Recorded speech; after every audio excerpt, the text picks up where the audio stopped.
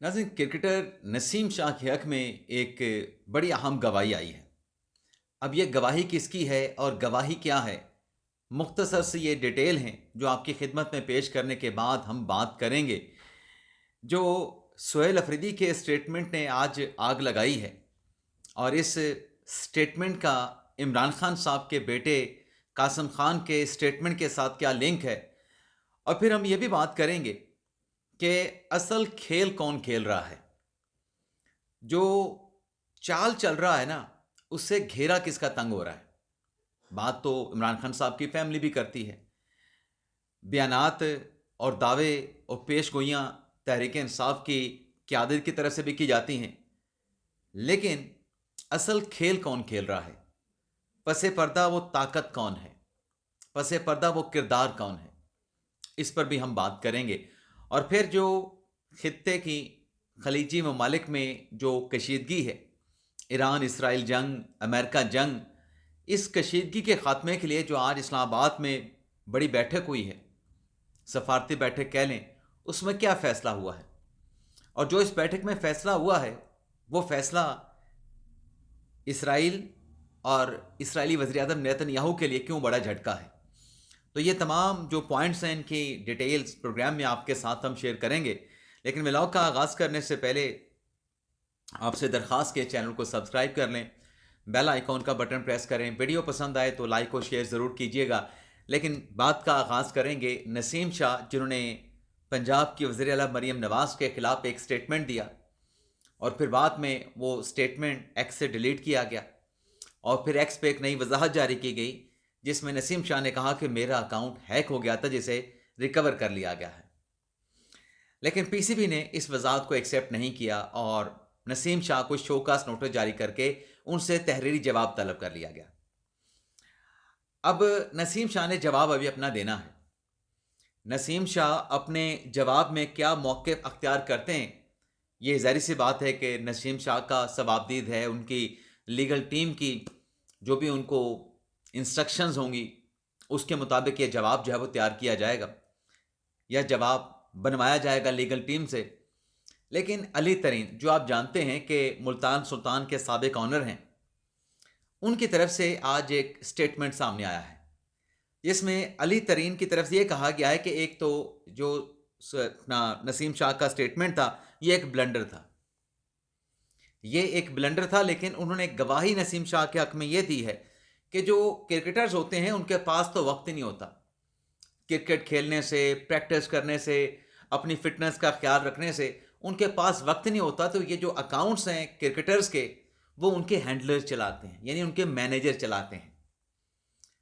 लेकिन सवाल ये पैदा होता है कि जो गवाही अली तरीन साहब दे रहे हैं, एग्जैक्टली कल गुज़िश्ता रोज़ के व्लॉग में हमने भी यही बात की थी कि बज़ाहिर ऐसा लगता है कि उनके मैनेजर की तरफ से ये सारी कारस्तानी की गई है, लेकिन यहाँ पे ब्लंडर हुआ है।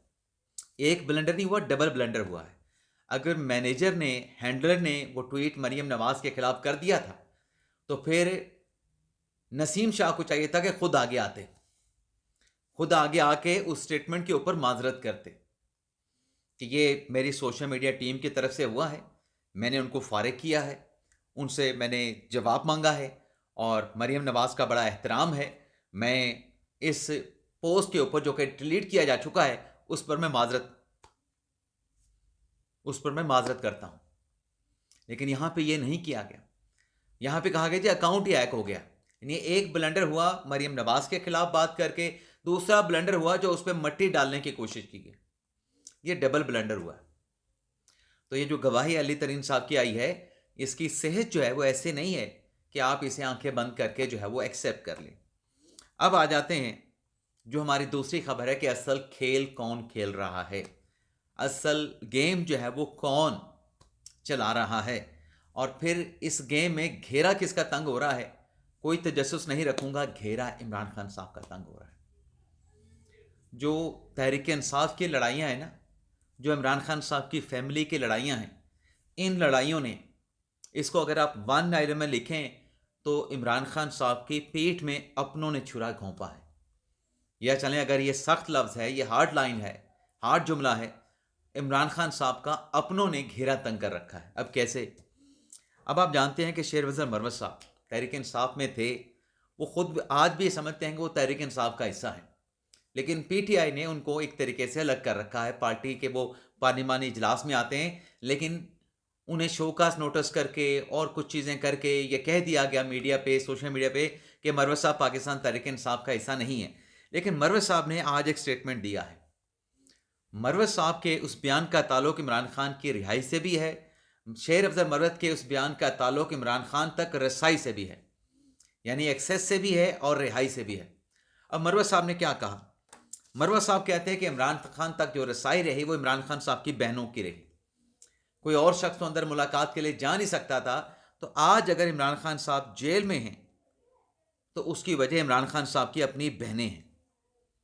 مروت صاحب نے خان صاحب کی رہائی نہ ہونے کا، خان صاحب تک رسائی نہ ہونے کا جو ملبہ ہے، کیونکہ علیمہ خان صاحبہ یا خان صاحب کی بہنیں جب ان کے ساتھ ملاقات کر کے آتی تھیں اور باہر جو بیانات دیے جاتے تھے اس کا آج کانسیکوینس ہے کہ خان صاحب کے ساتھ ملاقات نہیں ہو پاتی. اور ساتھ میں شیر افضل مروت نے یہ بھی کہا کہ موجودہ قیادت اگر کچھ کرنا چاہتی ہے تو موجودہ قیادت میں بیرسٹر گور صاحب ہیں، اس کو پارٹی کے لوگ نہیں کرنے دیتے. موجودہ قیادت میں کچھ ایسے کردار ہیں، نہ کچھ کرتے ہیں نہ کسی اور کو کرنے دیتے ہیں. یہاں پر بیرسٹر گور صاحب کی بات ہوئی ہے، یہاں پہ علی امین گنڈا پور صاحب کی بات ہوئی ہے. اب پارٹی میں علی امین گنڈا پور کو اور بیرسٹر گور صاحب کو تو ایک طریقے سے کھڈے لائن لگایا جا چکا ہے. پارٹی میں آپ یہ دیکھیں کہ سلمان اکمل صاحب پریس کانفرنس کر رہے ہوتے ہیں، خیبر پختونخوا میں آپ کو جنید اکبر اور سہیل افریدی صاحب متحرک نظر آ رہے ہوتے ہیں. آپ کو بیرسٹر گوہر جو کہ پارٹی کے چیئرمین ہیں، سینئر رہنما ہیں علی امین گنڈا پور صاحب، وہ آپ کو فرنٹ پہ لیڈ کرتے ہوئے نظر نہیں آئیں گے. آج آپ دیکھیں نا کہ سہیل افریدی جنہیں عمران خان صاحب نے نامزد کیا خیبر پختونخوا کے وزیر اعلیٰ کے لیے، مروت نے اس کو بھی ہٹ کیا ہے. اور جو شیر افضل مروت نے ہٹ کیا ہے سہیل افریدی کو، دراصل انہوں نے عمران خان صاحب کو نشانہ بنایا ہے. شیر افضل مروت صاحب کی طرف سے یہ کہا گیا کہ سہیل افریدی جنہیں وزیر اعلیٰ خیبر پختونخوا کا بنایا گیا وہ پرائمری اسکول نہیں چلا سکتا. یعنی مروت یہ کہہ رہے ہیں کہ جو شخص ایک پرائمری یعنی 5ویں کلاس تک کا سکول نہیں چلا سکتا، اس کو ایک پورا صوبہ چلانے کے لیے دے دیا گیا، اسے ایک صوبے کا وزیر اعلیٰ بنا دیا گیا. لیکن ہٹ کون ہوا؟ ہٹ عمران خان صاحب ہوا، کیونکہ نامینیشن سہیل افریدی کی عمران خان صاحب نے کی تھی کہ گنڈا پور سے استعفیٰ لیا جائے اور سہیل افریدی کو نیا وزیر اعلیٰ بنایا جائے. اب کیوں بنایا گیا تھا؟ خان صاحب کو بتایا گیا تھا کہ یہ احتجاج کا چیمپئن ہے، بڑا اسٹوڈنٹ لیڈر رہا ہے، احتجاجی سیاست میں شریک رہا ہے. لیکن 1 سال تو آلموسٹ ہو چکا ہے، کیا ہوا؟ تو یہ بات جو آج کر رہے ہیں جناب شیر افضل مروت صاحب، وہ سہیل افریدی صاحب کو بھی ٹارگٹ کر رہے ہیں، خان صاحب کی بہنوں کو بھی ٹارگٹ کر رہے ہیں کہ آج اگر خان صاحب جیل سے رہا نہیں ہو سکے اور خان صاحب تک رسائی ملاقاتیں بند ہو چکی ہیں تو ذمہ دار یہ لوگ ہیں، خان صاحب کی فیملی کے لوگ ہیں، وہ لوگ ہیں جنہوں نے خان صاحب کے اڈیالہ جیل میں کان بھرے ہیں. اور پھر آج افریدی صاحب نے بھی ایک پریس کانفرنس طاق دی ہے، اور پریس کانفرنس کہاں پہ ہوتی ہے؟ سہیل افریدی صاحب کی اسلام آباد میں آ کے. پشاور میں تو ان کی پریس کانفرنس ہوتی نہیں. اور اس پریس کانفرنس میں سہیل افریدی صاحب کیا بات کرتے ہیں؟ افریدی صاحب یہ کہتے ہیں کہ جو قاسم خان صاحب کی گفتگو تھی وہ ایک کونسل کے اجلاس میں یا کسی اور کانفرنس میں، وہ دراصل قاسم خان کے اپنے والد عمران خان سے متعلق احساسات تھے. چلیں ایک لمحے کے لیے سہیل افریدی صاحب کی اس بات کو مان بھی لیں، نہ جانے آپس میں کیا افریدی صاحب کا اور قاسم صاحب کا کوئی رابطہ ہے، قاسم خان کا نہیں ہے، یا زلفی بخاری کے تھرو ان کا آپس میں رابطہ ہے، کچھ بتایا گیا ہے کہ آپ یہ پریس کانفرنس کریں، قاسم خان کے اسٹیٹمنٹ کو آپ کلیئر کریں، یا ایسا رابطہ نہیں ہے. رابطہ ہے یا رابطہ نہیں ہے، لیکن جو چیز حقیقت ہے نا، جو حقائق ہیں وہ تو نہیں جھٹلائے جا سکتے. کیا عمران خان صاحب نے بل نہیں جلائے اور عوام سے نہیں کہا کہ آپ نے بجلی کے بل، گیس کے بل ادا نہیں کرنے؟ کیا عمران خان صاحب نے اوورسیز پاکستانیوں کو زر مبادلہ بھیجنے سے نہیں روکا؟ کیا آئی ایم ایف کا پروگرام، جو بات چیت، جو نیگوسیشن حکومت کی آئی ایم ایف کے ساتھ چل رہی تھی، اس کو سبوتاج کرنے کے لیے پی ٹی آئی کے لوگوں کے آڈیو لیک سامنے نہیں آئے؟ کیا آئی ایم ایف کو باضابطہ طور پہ تحریری خط نہیں لکھا گیا کہ پاکستان کو مالیاتی فائنینشیل پیکج نہ دیا جائے، پہلے الیکشن کا آڈر کروایا جائے؟ یہ سب کچھ ہوا نا. آئی ایم ایف کے آفس کے سامنے، ہیڈ کوارٹر کے سامنے کیا پروٹیسٹ نہیں کیا گیا؟ کیا پاکستان کی سیاسی عسکری قیادت کے خلاف امریکہ میں، برطانیہ میں بےہودہ نوعیت کے پروٹیسٹ نہیں کیے گئے؟ یہاں پہ بات کیا ہو رہی ہے؟ یہاں پہ بات ہو رہی ہے اسٹیٹ کے ساتھ لائلٹی کی، پاکستان کے ساتھ لائلٹی کی۔ یہ جو اقدامات اٹھائے گئے جو کہ ریکارڈ پہ موجود ہیں، کیا یہ معیشت کو ہٹ کر کے کس کو فائدہ پہنچانا چاہتے تھے؟ ریاست کو پہنچانا چاہتے تھے یا ریاست کو نقصان پہنچانا چاہتے تھے؟ یہ تو فیکٹس ہیں نا جو جھٹلائے نہیں جا سکتے۔ جو ہر وقت جب بھی کوئی بات ہوتی ہے تو تحریک انصاف والے جو پتلی گلی سے نکل کے موجودہ حکومت کے اوپر کرٹیسائز کرنے پہ تل جاتے ہیں، ان کی اپنی کہی گئی باتیں، ان کے اپنے اٹھائے گئے اقدامات ان کے لیے پھر مشکل بن جاتے ہیں ان کا دفاع کرنا، دفاع نہیں کر پاتے۔ تحریک انصاف کو جو چاہیے اپنی سیاست کو سٹریم لائن کریں۔ جو تشدد کی سیاست کا سٹگما پاکستان تحریک انصاف کی پارٹی کے ساتھ جڑ چکا ہے نا، اس سٹگمے کو تحریک انصاف نے ختم کرنا ہے۔ جو اعتماد تحریک انصاف سے متعلق ہونا چاہیے ریاست کو، وہ اعتماد نہیں رہا۔ اس اعتماد میں ایک ایلیمنٹ شامل ہو چکا ہے کہ یہ تشدد اور انتشار کی سیاست کرتے ہیں۔ یہ فیکٹس ہیں، اور اس کو درست کس نے کرنا؟ تحریک انصاف نے کرنا۔ اب ناظرین آ جاتے ہیں جو کیپٹل سٹی میں 4 ملکی جو اجلاس ہوا ہے، جس میں صدارت کی ہے اسحاق ڈار صاحب نے، نائب وزیر اعظم ہیں، وزیر خارجہ ہیں۔ سب سے پہلے تو پہنچے مصر کے وزیر خارجہ اس 4 ملکی کانفرنس میں شرکت کے لیے۔ دوسرے نمبر پہ ترکی کے وزیر خارجہ پہنچ گئے، اور تیسرے نمبر پہ سعودی عربیہ کے وزیر خارجہ پہنچ گئے۔ پہلے تو اسحاق ڈار صاحب نے ان کے ساتھ باہمی جو پاکستان کے تعلقات ہیں ان تینوں ممالک کے ساتھ، ان تعلقات کو فروغ دینے، مضبوط دینے، باہمی تجارت کو، باہمی جو ایک اسٹریٹجک تعلقات ہیں ان کے فروغ سے متعلق ملاقاتیں کی گئیں۔ پھر اس کے بعد 4 ملکی کانفرنس کا باقاعدہ طور پہ آغاز ہوا، جس میں جو ایران اسرائیل جنگ کو لے کے جو خطے میں کشیدگی ہے، اس کشیدگی کے جو منفی اثرات ہیں، اور پھر اس کشیدگی کے خاتمے کے لیے کہ آپ نے امن استحکام کو کیسے واپس لے کے آنا ہے۔ اب تک مذاکرات اور سفارت کاری کے ذریعے معاملات کو حل کرنے کے جو اقدامات، جو کوششیں کی گئیں، ان کے اوپر غور و خوض کیا گیا۔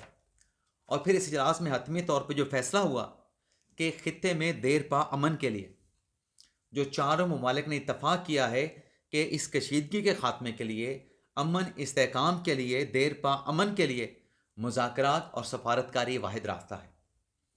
اب یہ جو مذاکرات اور سفارت کاری کے واحد راستے کو اختیار کرنے کا فیصلہ کیا گیا، اب اس میں اسرائیل کی ڈیزائر کیا رہی اس پورے کنٹروورسی میں، پورے تنازع میں، کہ یہ جنگ جو ہے وہ محدود فرنٹس پہ لڑی جانے کے بجائے، یعنی اسرائیل اور ایران کے مابین محدود رہنے کے بجائے، یہ جنگ جو ہے وہ کئی فرنٹس تک جو ہے ایکسٹینڈ ہو جائے، یہ کئی فرنٹ تک جو ہے وہ پھیل جائے۔ یعنی اس میں ایران بھی شامل ہو، ایران تو شامل ہے، اس میں سعودی عربیہ شامل ہو جائے، متحدہ عرب امارات بھی آ جائے، عمان بھی آ جائے، قطر بھی آ جائے، بحرین بھی آ جائے، پاکستان بھی شامل ہو جائے۔ ایک وسیع جنگ، جس کو آپ عالمی جنگ بھی کہہ سکتے ہیں، ایک وسیع جنگ میں تبدیل ہو جائے۔ لیکن ان 4 ممالک نے جو آج شہر اقتدار میں اہم بیٹھک کرتے ہوئے، سفارتی ڈائلاگ کرتے ہوئے فیصلہ کیا ہے کہ اس تنازع، اس کنٹروورسی، اس کشیدگی کا خاتمہ جو ہے وہ مذاکرات اور سفارت کاری کے ذریعے ہونا چاہیے، اور بڑے احتیاط کے ساتھ یہ جو جنگ ہے اسے ملٹیپل فرنٹس پر ایکسٹینڈ ہونے کے بجائے اس کو محدود کیا جائے۔ اسلامی ممالک بامقابلہ اسلامی ممالک نہ ہو، احتیاط، تدبر اور دانش مندی کے ساتھ آگے بڑھا جائے۔ تو یہ جو فیصلہ اس 4 ملکی کانفرنس میں ہوا ہے، یہ ڈیفینیٹلی جو ارمان اسرائیل یا نیتن یاہو کے تھے، ان کے ارمانوں پہ پانی پھیر کے رکھ دیا گیا ہے، ایک اچھا فیصلہ کیا گیا ہے۔ لیکن جہاں ہم مذاکرات کی بات کرتے ہیں تو ایران کو خدشہ یہ ہے کہ ایک طرف ہمیں مذاکرات میں انگیج کیا جا رہا ہے، دوسری طرف جو ہے وہ زمینی فوج بھجوائی جا رہی ہے۔ تو یہ تو بظاہر ایسا لگتا ہے ایران کی طرف سے، ان کے اسپیکر کی طرف سے کہا گیا ہے کہ ایران پہ جو جزیرہ ہے خارج، اس پہ زمینی حملے کی منصوبہ بندی ہو رہی۔ تو ایران دراصل یہ پیغام دے رہا ہے کہ اگر مذاکرات کرنے ہیں تو پھر سی بی ایمز بھی کرنے ہوں گے۔